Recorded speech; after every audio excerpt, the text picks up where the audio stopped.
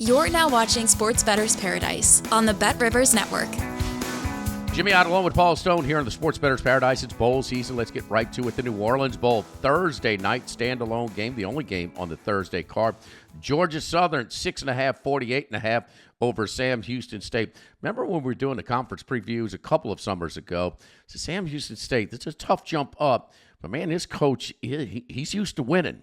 Well, I don't know if you got to Google him like Signetti, but he took it on the chin in 2023. With 2024, got back to their winning ways, and here they are in the bowl game. Georgia Southern with Helton looking for that first bowl game at Georgia Southern. They like to throw it around, 6.5, 48.5, Paul. Yeah, Sam Houston's program certainly in a bit of flux. Their former head coach, Casey Keeler, who you mentioned, who did an excellent job there in Huntsville, Texas, he's taken the Temple job. Their offensive coordinator, Brad Corneliuson, will serve as the interim coach for this bowl game. And interestingly, I believe it was yesterday, which would have been Tuesday, December 17th, Sam Houston named Phil Longo as their permanent head coach. Longo, this season, was offensive coordinator at Wisconsin, got fired about midseason. He previously served as offensive coordinator at North Carolina. And before that, he was actually in Huntsville as their offensive coordinator. So Longo has connections there in Huntsville, Texas. He will be their new head coach. But as far as this particular game, Sam Houston State, they've got roughly 15 players in the portal. Looking at a depth chart that was released yesterday by the program, most of those players, with the exception of a couple, are listed on that depth chart. So that would seem to indicate that they will play against Georgia Southern. Georgia Southern, they've seen minimal movement in the portal. I kind of lean to the Eagles, to Georgia Southern at -6.5, but I'm going to pass on this one. Like a lot of bowl games, just a pretty high degree of uncertainty here. Earn a chance at $10,000 in bonus credits with Bet Rivers Prop Packs. Place NBA same-game parlays to collect player card prop packs and earn rewards. You win based on how your player performs. Log into BetRivers.com with the Bet Rivers app to place your bet and get your pack. Let's move on to the Cure Bowl on Friday. This will be the first of a triple header of bowls before we get to the Indiana-Notre Dame playoff game, of course, standalone there. It's a double barrel play for both of us here. Ohio, 3.5, 54.5 over Jacksonville State, and both of these teams coming out of impressive conference championship game victories and blew their opponents out. Of course, Jackson State rebounded just the week before. They lost at the gun to a walk-off field goal, basically a walk-off field goal against Western Kentucky, but they rolled. Both of these coaches have also left. So Ohio coach going to Temple. Rich Rod is going back home to Morgantown, West Virginia, to coach West Virginia. I know this, though, with Rich Rod, and I know him personally, but he is so involved in the offense, in the tempo, and the play calling, and I think that might be a little bit more of a loss for Jacksonville State in this game. Certainly the opt-out is tilted. It's just about 10-1 opt-outs for Jacksonville State compared to Ohio U. So I kind of like them, and you would think that based on Jacksonville State really routing Western Kentucky so bad that I'm surprised that this one's a little bit higher, but I think the Rich Rodriguez angle is in this one. Paul, we both like Ohio U in this one, minus the 3.5, the first game on Friday. Yeah, you mentioned, Jimmy, the fact that both teams' head coaches have left the program. Of course, Jacksonville State's Rich Rodriguez, as you indicated, returning to West Virginia, and Ohio's Tim Albin going to Charlotte. And just moments ago, as we came on the air today, Wednesday, December 18th, they named their offensive coordinator, Brian Smith, who was the interim coach for the bowl already. He applied for the job. He has been named head coach on a permanent basis of the Bobcats. So I think that even further energizes Ohio's position in this bowl game against Jacksonville State. You mentioned the portal. Jacksonville State's lost at least a dozen players to the portal, including 6 starters. Ohio has very few players, if any, in the portal. So certainly the advantage from a portal standpoint goes to Ohio. It's unclear if any of Jacksonville State's portal entries will play in the bowl game, but you have to expect that, many, if not most, will not play. Ohio, they were extremely impressive in that 38-3 victory over Miami of Ohio in the MAC championship game a couple of weeks back. They outgained the Red Hawks 467 to 189. So total Cool. domination, won the first down battle 32-11. I thought Miami, Ohio was the best team in the conference, Yeah. but Ohio proved otherwise. They really played well there. I think they're the better team here. I think they're better equipped personnel wise and coaching staff wise to win this football game. So like you, Jimmy, I like Ohio -3.5 over Jacksonville State.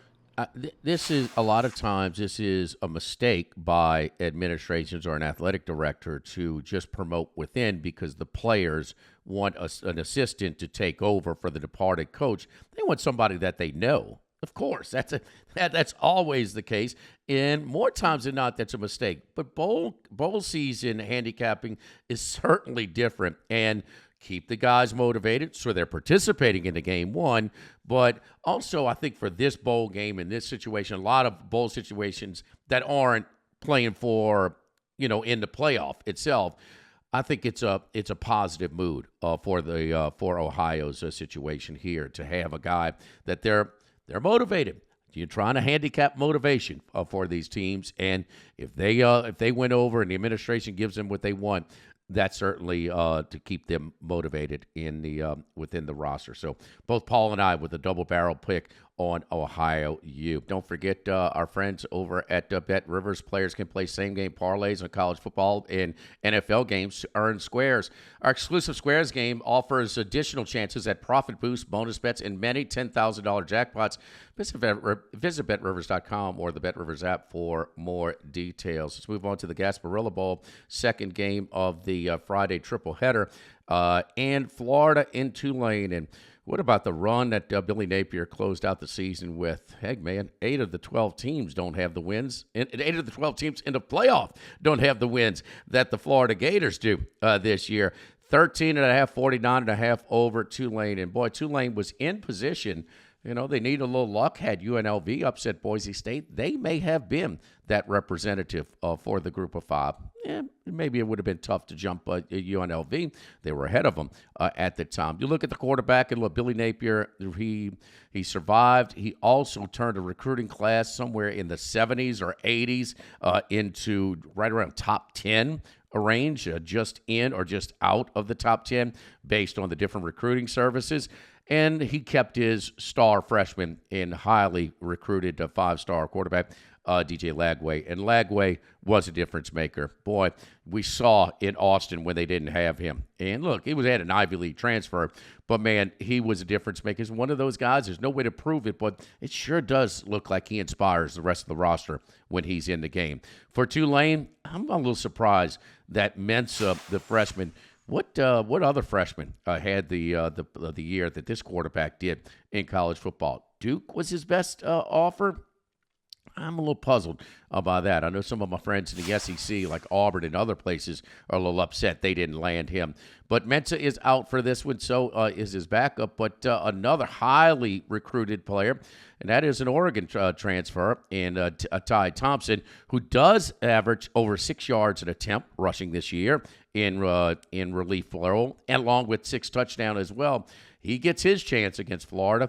And this is 13.5 is a big number right here. So Florida has about double the opt-outs for this game. And Tulane, well, they're in New Orleans. They're in the SEC geographical footprint.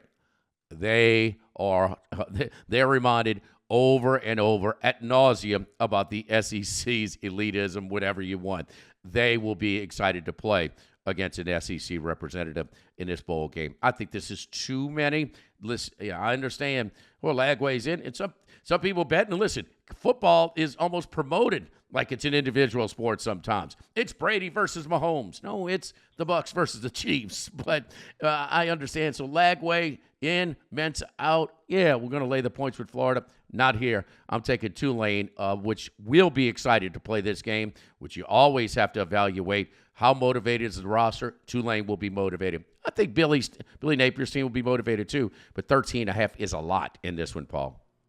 Yeah, I mean, I like your approach there. These teams, so much of the bowl handicap is the motivational angle, and you've got a Florida team that, first of all, talking about the Gators, I don't think anybody expected Billy Napier going on December 25th, which we're about a week away, expected him to be Florida's head football coach on Christmas Day this year, and they just rallied. They win their last 3 games, finished 7-5, beat LSU and Ole Miss, I believe, in their final 2 games. And as you mentioned, DJ Lagway, the guy's a difference maker. He's a player, and with the recruiting class that he's developed and ended up with during the early signing period in December, I think there could be bright days ahead for the Gators. But like you mentioned, you've got a Gator team, a Florida team that's got some injuries, first of all. They've got some players and some good players in the portal who won't play in this game.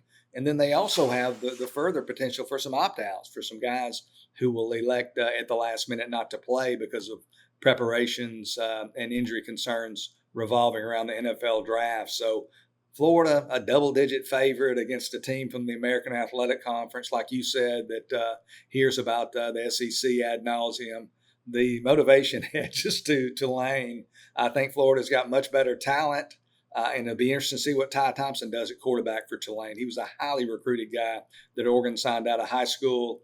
But I'm going to pass on this. But if somebody said you got to make a pick, it would certainly be Tulane, just based on all that surrounds this game. And for Tulane to keep their coach as well, because he could have jumped this year, but he decided to stay. And it's funny how, again, I just, it'll be interesting to see to Thompson in this game. There's no question about that. Florida and Tulane, 2 touchdown favorite in that one. Myrtle Beach on Friday, the third of the triple header before we get to the standalone playoff game with the Battle of Indiana and Indiana going to Notre Dame. But let's look at this one. Texas San Antonio, the Roadrunners, 8.5, 56 over Coastal Carolina. Paul, this is one that you have spotted in this one, looking at Texas San Antonio. Yeah, Texas San Antonio, they finished the regular season winning 3 of their last 4 games. Got beat by Army in their regular season finale in a hard-fought game. So they won 3 of their last 4 to become bowl eligible at 6-6. Covered all 4 of those games, final 4 games, 3 of which were victories. Those covers coming by an average of 11 points a cover. So they were clearly exceeding market expectations, if you will, down the stretch. Much of the reason for the Roadrunners' resurgence has been the play of their sophomore quarterback, Owen McCowan, son of former NFL quarterback Josh McCowan. During the regular season, the younger McCowan threw for 3,170 yards, a completion rate of 62%, 7.3 yards per attempt, threw for 24 touchdowns against 9 interceptions. Guy can also run a little bit, Luke McCowan. He ran for a little bit over 300 yards on the season, but that number was certainly bolstered by a 75-yard touchdown run against Temple late in the season. But he does pose a little bit of a running threat. Meanwhile, Coastal Carolina, they've had a lot of opt-outs, and those opt-outs include their top 2 quarterbacks this year, Noah Kim and Ethan Vasco. Neither one of those guys expected to play. I think even though this is going to be played actually on Coastal Carolina's home field, I think Texas San Antonio, with more of a full complement of their players, the way they're playing at the end of the year, I think the Roadrunners win by double digits over Coastal Carolina. I like UTSA minus 8.5.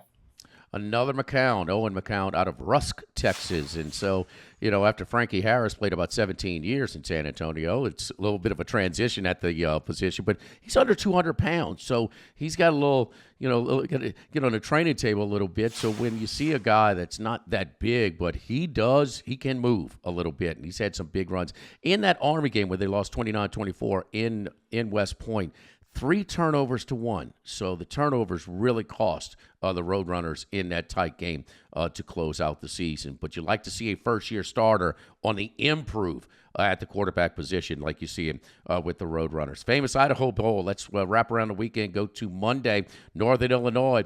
Boy, after that big win against Notre Dame, they were kind of flat, kind of 500 the rest of the way in the MAC. Fresno State, they have multiple coaches, but always a solid program there. Northern Illinois out of the MAC, 340.5. None of us have a strong stance on this one, but Paul, talk about the matchup. Yeah, one thing, this is just kind of the day and age that we live in college football, especially when we get to bowl season. And that day and age, meaning that some players are going to be absent from bowl games. And in this game, neither team will have their starting quarterback.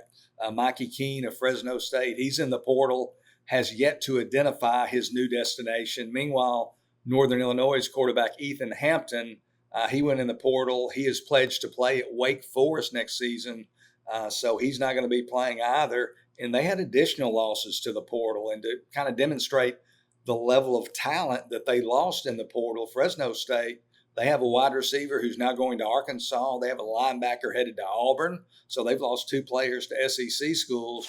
Northern Illinois, meanwhile, they have had 5 players who entered the portal who have landed at Power 4 schools. So Northern Illinois has 5 of their best players going to Power 4 schools. So they've not only lost players, lost bodies, they've lost their best. So just kind of shows you how things are in today's college football. And hopefully some of this stuff, the portal will be moved back and adjusted where we won't have this at the level that we have it hopefully in the future. But for me, just too much upheaval for my taste to make a case for either entry. So it's a pass here in the Northern Illinois Fresno State bowl game.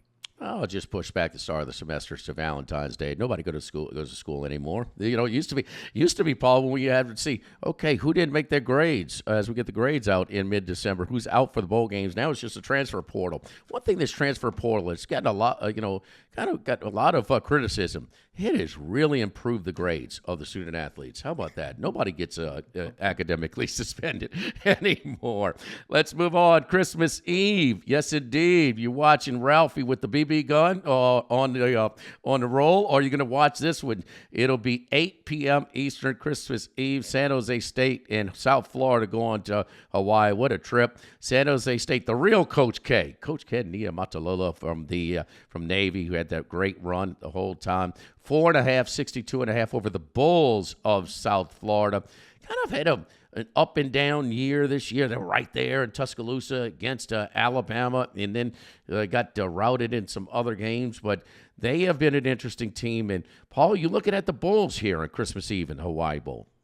I am. First of all, Jimmy, as you know and our listeners know, in the handicapping these bowls, as we've talked about, you've got to assess who's in the transfer portal, who might opt for the NFL draft, who might opt out. So you got to do a lot of research in an effort to make an educated opinion on who's in and who's out. San Jose State, both of their starting cornerbacks are in the portal. And yesterday, on Tuesday, December 17th, their top player, their wide receiver, Nick Nash, who had over 100 catches, I believe, this season, he indicated he's opting out to prepare for the NFL draft. So San Jose's top weapon, Nick Nash, the wide receiver, who's, double-digit catches almost every game, it seems like, he will not play in this game against South Florida. Reportedly, South Florida, they've got 3 starters in the portal, a safety, a defensive tackle, and a guard.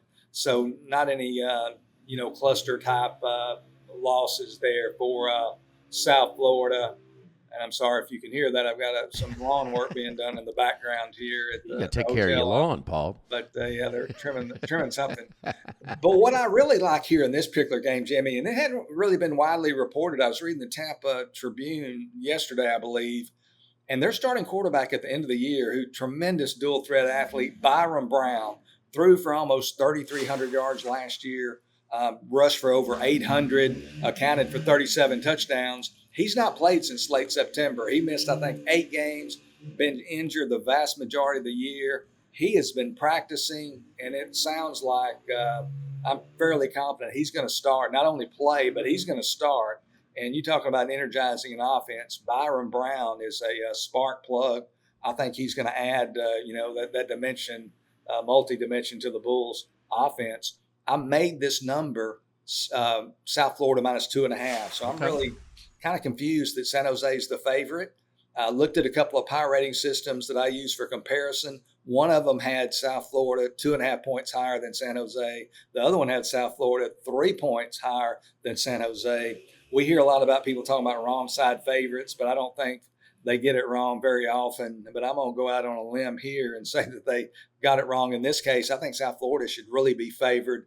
I think the points here, the 3.5, are a bonus. I like South Florida of the American Athletic Conference plus 3.5 over San Jose of the Mountain West. Paul, real quick, and in some of these bowl games, it's something that I have done, and I'm just curious your stance on this as well, because you get, the motivated team or the non-motivated team, and you can really, you can watch the game and not, if you didn't know, you don't know who's favored in some of these games. Would you give the underdog a little bit more consideration in the bowl games on the money line than normal? I know that I do it sometimes, and this sparked that idea when you're talking about South Florida here. No, that's a great point, Jimmy. I think for the listeners and viewers out there is, we call it shading. And I think you shade your process slightly. You're not going to shade it 3 or 4 points, but you have to shade it slightly towards the underdog. And the underdog is usually going to be the team from the less prominent conference, which is easy for people to identify.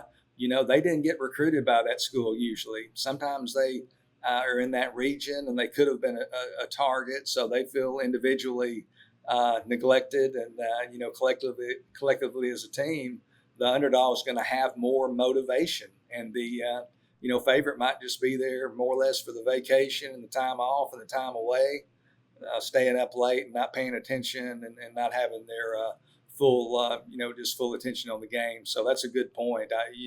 You have to shade your process, I think, towards the underdog from the smaller conferences in these games. All right. Merry Christmas to everyone out there, and good luck on the bowl games. And very important, Paul does a great job on tracking that transfer portal, because that is such a big deal. Who's playing, who's not, coaches going, motivation. And, always get a little extra consideration to the lower conference team in these matchups. It's usually a stronger mid-major against sort of a mediocre power conference team when they do match up the Power Four against the Group of Five. For Paul Stone, I'm Jimmy Ott here on the Sports Bettor's Paradise on the Bet Rivers Network.